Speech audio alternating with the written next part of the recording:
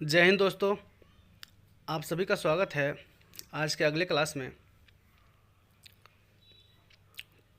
तो BPSC TRE 4.0 2024 के लिए 6 to 8 वर्ग और 9-10th वर्ग के लिए हिस्ट्री से रिलेटेड कुछ महत्वपूर्ण क्वेश्चन आज हम लोग कवर करेंगे, जो पिछले बीपीएससी एग्ज़ाम में पूछे गए सवालात हैं। ठीक है, तो चलिए शुरू करते हैं। आज का पहला सवाल है, बताइए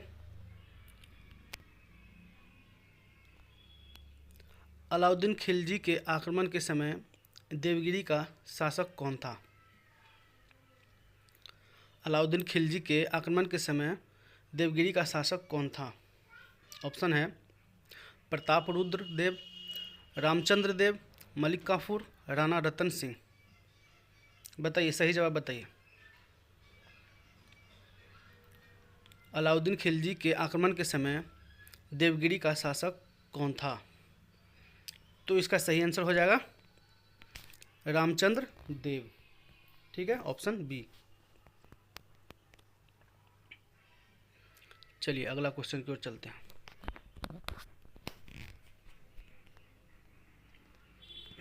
बताइए निम्नलिखित में से किस मुस्लिम शासक ने तीर्थ यात्रा पर कर जो था वो समाप्त कर दिया था?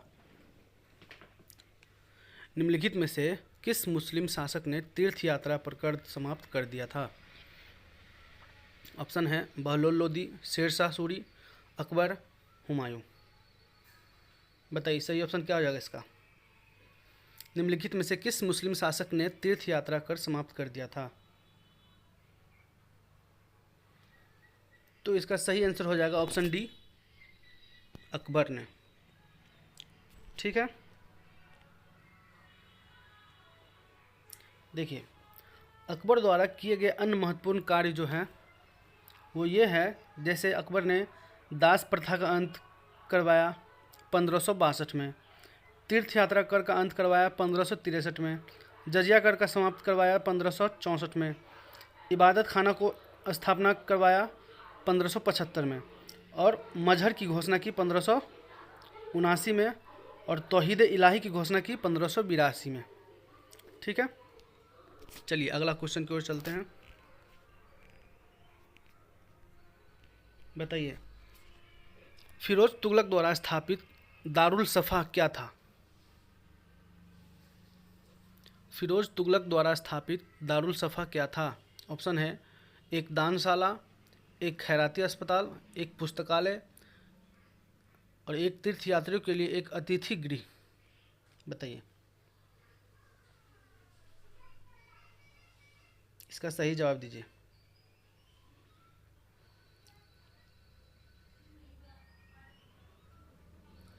तो इसका सही आंसर हो जाएगा एक खैराती अस्पताल, ऑप्शन बी। चलिए अगला क्वेश्चन की ओर चलते हैं। बताइए, ये मोस्ट वीवीआई क्वेश्चन है।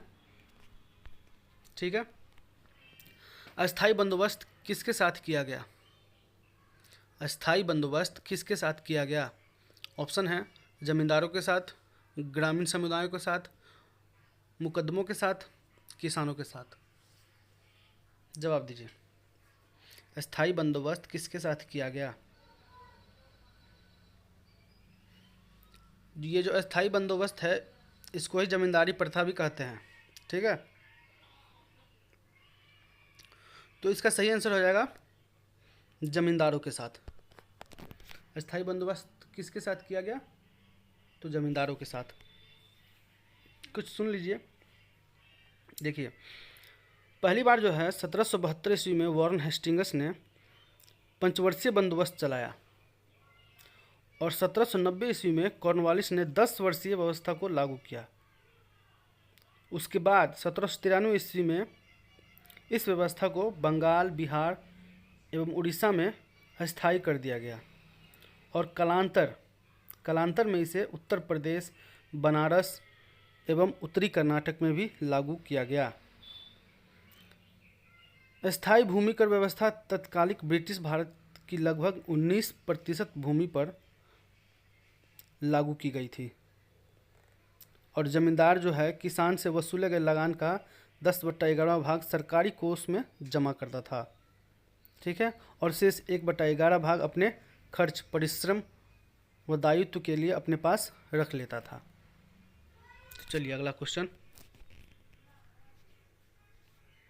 बताइए, प्रार्थना समाज के संस्थापक कौन थे? प्रार्थना समाज के संस्थापक कौन थे? आत्माराम पंडुरांग, तिलक, एनी बेसेंट, रास बिहारी घोष। प्रार्थना समाज के संस्थापक कौन थे? जवाब दीजिए। तो इसका सही आंसर हो जाएगा आत्माराम पांडुरंग। ठीक है, प्रार्थना समाज के संस्थापक कौन थे? तो आत्माराम पांडुरंग। चलिए अगला क्वेश्चन की ओर चलते हैं। बताइए, भारतीय पुनर्जागरण आंदोलन के पिता कौन थे? भारतीय पुनर्जागरण आंदोलन के पिता कौन थे? ऑप्शन है बाल गंगाधर तिलक, दयानंद सरस्वती, श्रद्धानंद, राजाराम मोहन राय। तो इसका सही आंसर हो जाएगा राजाराम मोहन राय। ठीक है, चलिए अगला क्वेश्चन चलते हैं। बताइए, स्वराज दल की स्थापना किसने की थी? स्वराज दल की स्थापना किसने की थी? ऑप्शन है तिलक एवं चित्तरंजन दास ने, गांधी एवं मोतीलाल नेहरू ने, गांधी एवं तिलक ने, चित्तरंजन दास एवं मोतीलाल नेहरू ने। सही जवाब दीजिए आप लोग।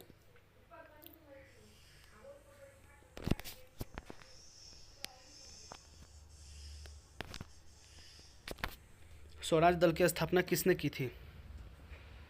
तो इसका सही आंसर हो जाएगा ऑप्शन डी, चित्तरंजन दास एवं मोतीलाल नेहरू ने। ठीक है, चलिए अगला क्वेश्चन की ओर चलते हैं। बताइए, थियोसॉफिकल सोसाइटी की स्थापना किसने की थी?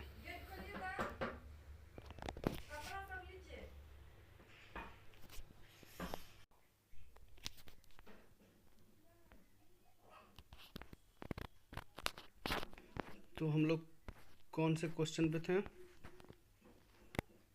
ये हो गया था, ये भी हो गया था।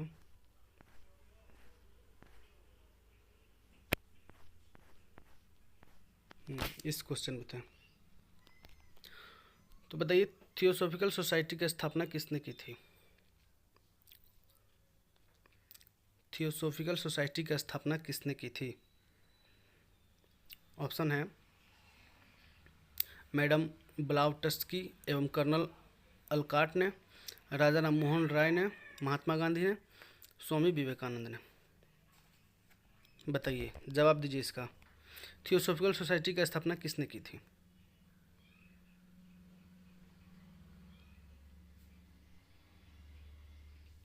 तो इसका सही आंसर हो जाएगा मैडम ब्लाउटस्की एवं कर्नल अलकाट ने, ऑप्शन ए। अगला क्वेश्चन चलते हैं।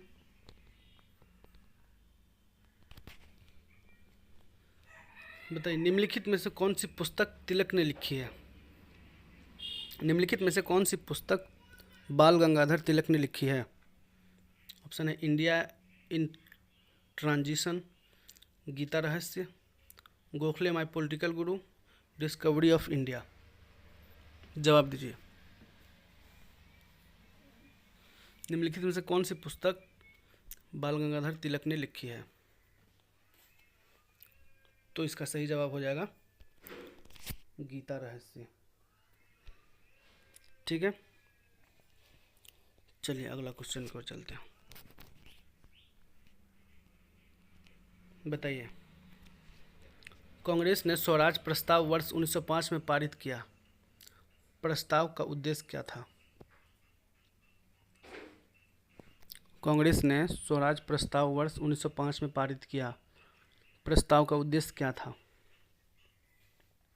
ऑप्शन है अपने लिए संविधान बनाने का अधिकार, परंतु ऐसा नहीं हुआ, स्वशासन सुनिश्चित करना, उत्तरदायी सरकार, स्वयं की सरकार। बताइए सही आंसर क्या हो जाएगा? कांग्रेस ने स्वराज प्रस्ताव वर्ष 1905 में पारित किया। प्रस्ताव का उद्देश्य क्या था? तो प्रस्ताव का उद्देश्य था स्वशासन सुनिश्चित करना, ऑप्शन बी। देखिए, कांग्रेस ने स्वराज प्रस्ताव वर्ष 1905 में पारित किया, जिसका उद्देश्य स्वशासन सुनिश्चित करना था। और 1905 में हुए कांग्रेस के बनारस अधिवेशन की अध्यक्षता करते हुए गोपाल कृष्ण गोखले ने स्वदेशी और बहिष्कार आंदोलन का समर्थन किया था। 1906 में कलकत्ता के कांग्रेस अधिवेशन की अध्यक्षता करते हुए दादा भाई नौरोजी ने पहली बार स्वराज की मांग प्रस्तुत की थी, और कांग्रेस के मंच से स्वराज की मांग सर्वप्रथम दादा भाई नौरोजी ने रखी थी। कलकत्ता अधिवेशन 1906 में विवाद के बाद भी दादा भाई नौरोजी की अध्यक्षता बनाकर विवाद को समाप्त किया गया तथा इस अधिवेशन में स्वदेशी बहिष्कार, राष्ट्रीय शिक्षा और शासन से जुड़े 4 प्रस्ताव उग्रवादियों के दबाव के कारण स्वीकृत किए गए। ठीक है, चलिए अगला सवाल बताइए। प्रांतीय सरकारों का गठन निम्नलिखित में से किस अधिनियम के तहत किया गया था? प्रांतीय सरकारों का गठन निम्नलिखित में से किस अधिनियम के तहत किया गया था? ऑप्शन है 1935 का अधिनियम, 1932 का अधिनियम, 1936 का अधिनियम, 1947 का अधिनियम। जवाब दीजिए। तो क्या हो जाएगा इसका आंसर? तो इसका आंसर हो जाएगा 1935 का अधिनियम, ऑप्शन ए। ठीक है, चलिए अगला सवाल बताइए। संविधान को 26 जनवरी के दिन लागू करने का निर्णय इसलिए किया गया क्योंकि संविधान को 26 जनवरी के दिन लागू करने का निर्णय इसलिए किया गया क्योंकि ऑप्शन है कांग्रेस ने इस तिथि को 1930 में स्वतंत्रता दिवस के रूप में मनाया था। इस तिथि को 1942 में भारत छोड़ो आंदोलन प्रारंभ किया गया था। यह एक शुभ दिन था, या उपयुक्त में से कोई नहीं। बताइए सही आंसर क्या हो जाएगा?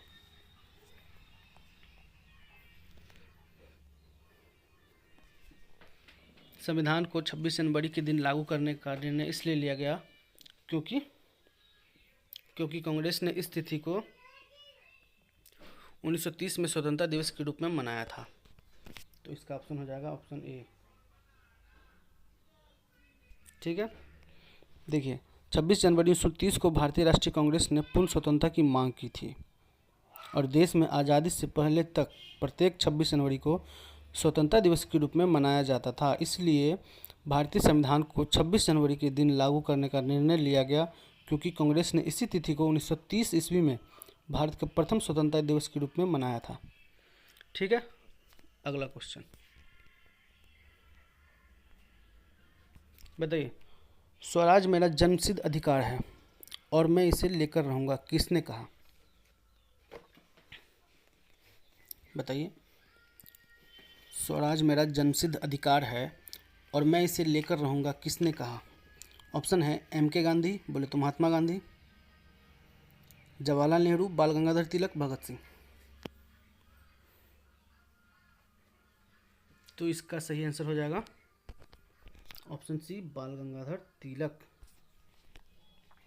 देखिए, स्वराज मेरा जन्मसिद्ध अधिकार है और मैं इसे लेकर रहूंगा, तिलक ने यह नारा जो है 1916 ईस्वी में लखनऊ में कांग्रेस अधिवेशन में स्वराज की मांग करते हुए कहा था। और इंडियन अर्नेस्ट के लेखक वैलेंटाइन सिरोल ने तिलक को भारतीय अशांति का जनक कहा है। किसने कहा है? अर्नेस्ट के लेखक, इंडियन अर्नेस्ट के लेखक वैलेंटाइन सिरोल ने तिलक को भारतीय अशांति का जनक कहा है। और तिलक जो है चिरोल पर मानहानि का मुकदमा करने के लिए ब्रिटेन गए थे। ठीक है, अगला क्वेश्चन बताइए। मद्रास महाजन सभा की स्थापना की गई थी किस वर्ष में? मद्रास महाजन सभा की स्थापना की गई थी किस वर्ष में? ऑप्शन 1880, 1881, 1882, 1883। तो इसका एक और ऑप्शन होना चाहिए, इनमें से कोई नहीं।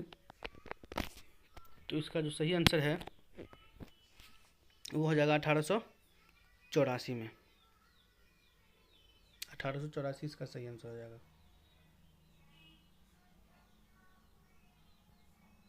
ठीक है, अगला क्वेश्चन बताइए भारतीय राष्ट्रीय कांग्रेस के प्रथम अधिवेशन में कितने प्रतिनिधियों ने भाग लिया था? भारतीय राष्ट्रीय कांग्रेस के प्रथम अधिवेशन में कितने प्रतिनिधियों ने भाग लिया था? ऑप्शन है 52, 62, 72, 82। बताइए।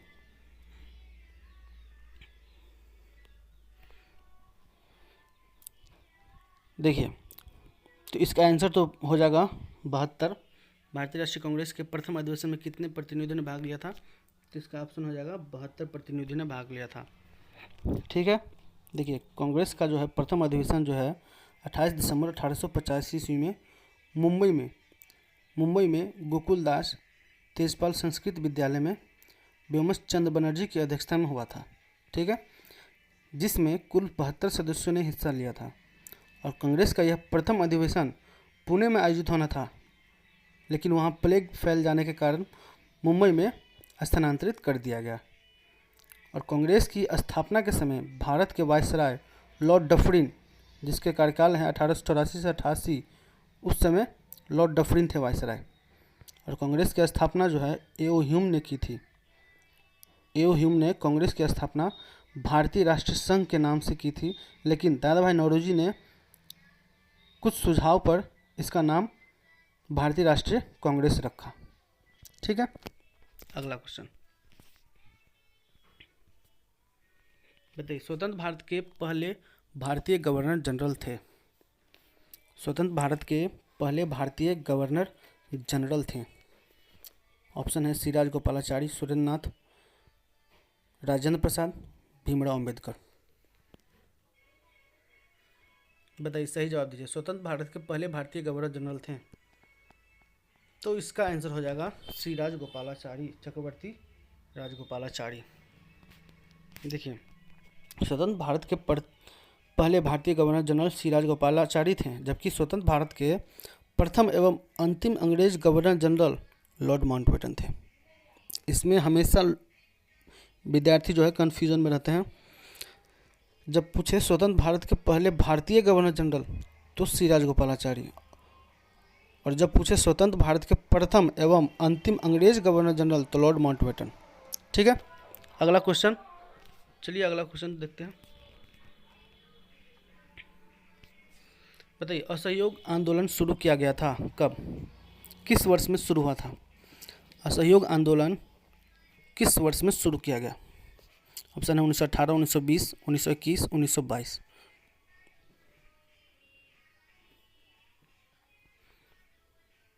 तो इसका सही आंसर हो जाएगा 1920। असहयोग आंदोलन किस वर्ष शुरू किया गया? तो 1920 में। ठीक है, अगला क्वेश्चन बताइए मॉन्टेग्यू चेम्सफोर्ड की रिपोर्ट ऑप्शन है भारतीय स्वतंत्रता अधिनियम 1947 का आधार बनी, भारतीय परिषद अधिनियम 1909 का आधार बनी, भारतीय सरकार अधिनियम 1919 का आधार बनी, भारत सरकार अधिनियम 1935 का आधार बनी। बताइए क्या हो जाएगा इसका सही आंसर? तो इसका सही आंसर हो जाएगा भारत सरकार अधिनियम 1919 का आधार बनी। मॉन्टेग्यू चेम्सफोर्ड की रिपोर्ट जो है भारत सरकार अधिनियम 1919 का आधार बनी। ऑप्शन सी।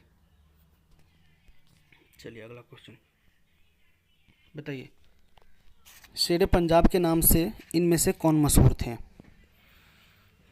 शेरे पंजाब के नाम से इनमें से कौन मशहूर थे? राजगुरु, भगत सिंह, लाला लाजपत राय, उधम सिंह। बताइए सही आंसर क्या हो जाएगा?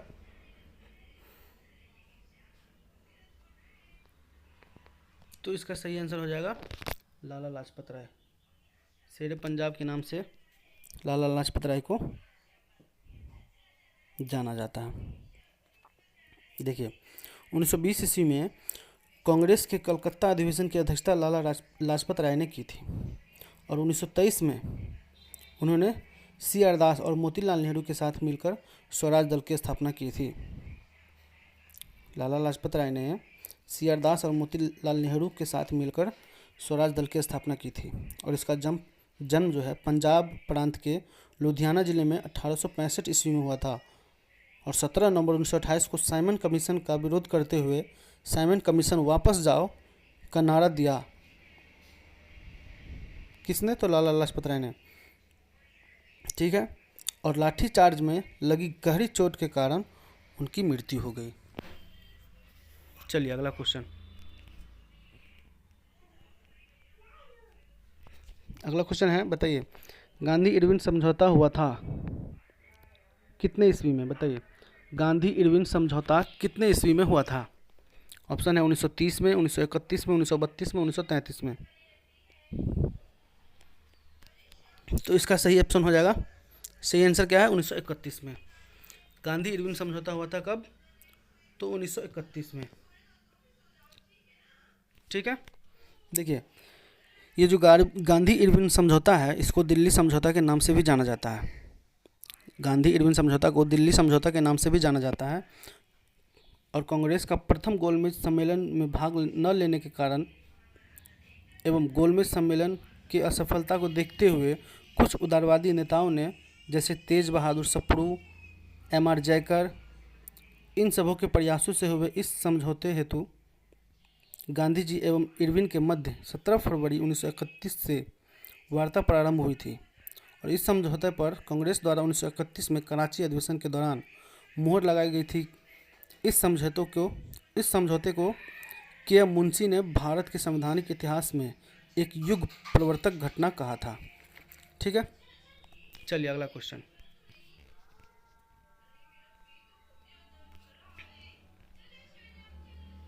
एक मिनट इंतज़ार करिएगा आप लोग, थोड़ा अजान ख़त्म होने दीजिए।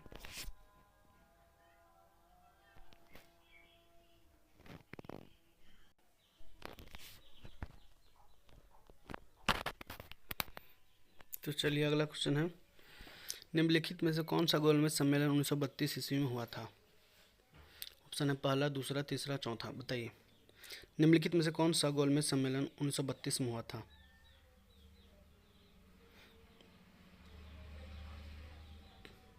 तो इसका सही ऑप्शन हो जाएगा तीसरा। ठीक है। देखिए प्रथम गोलमेज सम्मेलन 1930 में हुआ था, द्वितीय गोलमेज सम्मेलन 1931 में हुआ था, तृतीय गोलमेज सम्मेलन 1932 ईस्वी में हुआ था। और देखिए प्रथम गोलमेज सम्मेलन में कांग्रेस ने भाग नहीं लिया था और कांग्रेस केवल द्वितीय गोलमेज सम्मेलन में भाग ली थी एवं तीनों गोलमेज सम्मेलन में भाग लेने वाले नेता डॉक्टर भीमराव अंबेडकर थे। डॉक्टर भीमराव अंबेडकर तीनों गोलमेज सम्मेलन में भाग लेने वाले नेता थे। और तृतीय सम्मेलन में ही भारत सरकार अधिनियम 1935 को अंतिम रूप प्रदान किया गया था। ठीक है। अगला क्वेश्चन, बताइए अभिनव भारत से कौन संबंधित है? अभिनव भारत से संबंधित कौन है? बी.डी. सावरकर, सी.आर. दास, बी.जी. तिलक, सुभाष चंद्र बोस। क्या हो जाएगा इसका आंसर? इसका सही आंसर हो जाएगा बी.डी. सावरकर। अभिनव भारत से कौन संबंधित है? तो बी.डी. सावरकर। देखिए अभिनव भारत जो है क्रांतिकारी संगठन की स्थापना जो है बी.डी. सावरकर ने की। ठीक है। 1904 ईस्वी में इसकी स्थापना हुई और महाराष्ट्र के क्रांतिकारी संगठनों में इसका प्रथम स्थान था। ठीक है।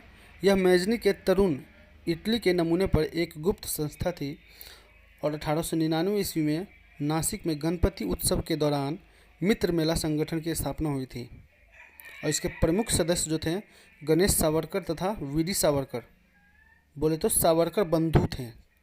ठीक है। और यही संगठन कालांतर में अभिनव भारत समाज के रूप में परिवर्तित हो गया। चलिए अगला क्वेश्चन, बताइए करो या मरो का संबंध किस आंदोलन से है? करो या मरो का संबंध किस आंदोलन से है? ऑप्शन है दांडी, असहयोग, खिलाफत, भारत छोड़ो। करो या मरो का संबंध किस आंदोलन से है? तो इसका सही ऑप्शन हो जाएगा भारत छोड़ो आंदोलन से। ऑप्शन डी, करो या मरो का संबंध किस आंदोलन से है? तो इसका सही ऑप्शन हो जाएगा भारत छोड़ो आंदोलन। देखिए 8 अगस्त 1942 ईस्वी के भारत छोड़ो आंदोलन में बम्बई के ग्वालियर टैंक मैदान में ऐतिहासिक सम्मेलन में भाषण देते हुए गांधी जी ने अपने संबोधन में कहा था कि मैं आपको एक मंत्र देता हूँ, करो या मरो, जिसका अर्थ था कि हम भारत को आज़ाद कराएंगे या इस प्रयास में अपनी जान दे देंगे। करो या मरो का मतलब, जिसका अर्थ क्या था, हम भारत को आज़ाद कराएंगे या इस प्रयास में अपनी जान दे देंगे। ठीक है, चलिए अगला क्वेश्चन चलते हैं।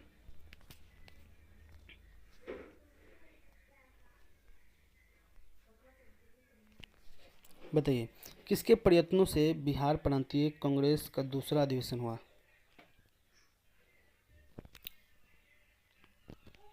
किसके प्रयत्नों से बिहार प्रांतीय कांग्रेस का दूसरा अधिवेशन हुआ? ऑप्शन है गोपाल कृष्ण गोखले, श्री दीप नारायण सिंह, श्री कृष्ण सिंह, सुरेंद्रनाथ बनर्जी। सही जवाब दीजिएगा इसका। किसके प्रयत्नों से बिहार प्रांतीय कांग्रेस का दूसरा अधिवेशन हुआ? तो इसका सही आंसर हो जाएगा दीप नारायण सिंह।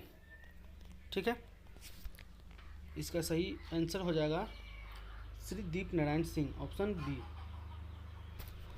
देखिए, स्वतंत्र भारत में बिहार राज्य की विधानसभा के प्रथम अध्यक्ष और सक्रिय स्वतंत्रता सेनानी श्री दीप नारायण सिंह के प्रयत्नों से बिहार प्रांतीय कांग्रेस का दूसरा अधिवेशन हुआ और बिहार प्रांतीय कांग्रेस की पहली बैठक पटना में अली इमाम की अध्यक्षता में 1908 में हुआ था। चलिए अगला क्वेश्चन, और शायद आज का ये आखिरी सवाल है जी, आज का ये अंतिम सवाल है। बताइए, भारतीय राष्ट्रीय कांग्रेस का 27वां अधिवेशन किस स्थान पर हुआ था? भारतीय राष्ट्रीय कांग्रेस का 27वां अधिवेशन किस स्थान पर हुआ था? ऑप्शन है भागलपुर, पटना, रांची, बांकीपुर। बताइए, भारतीय राष्ट्रीय कांग्रेस का 27वां अधिवेशन किस स्थान पर हुआ था? तो इसका सही ऑप्शन हो जाएगा बांकीपुर। भारतीय राष्ट्रीय कांग्रेस का 27वां अधिवेशन किस स्थान पर हुआ था? तो बांकीपुर में। देखिए, भारतीय राष्ट्रीय कांग्रेस का 27वां अधिवेशन पटना के बांकीपुर 1912 ईस्वी में हुआ था। इसकी अध्यक्षता आर.एल. मुधोलकर ने की थी और बिहार में कांग्रेस की 2 अन्य अधिवेशन हुई थी। 38वें अधिवेशन के अध्यक्ष देशबंधु चित्तरंजन दास एवं 53वां अधिवेशन के अध्यक्ष मौलाना अबुल कलाम आज़ाद थे। ठीक है, तो यही था आज का आखिरी सवाल। तो ऐसे ही अच्छे अच्छे क्वेश्चन सॉल्व करने के लिए चैनल को सब्सक्राइब कीजिए, लाइक कीजिए, शेयर कीजिए। धन्यवाद।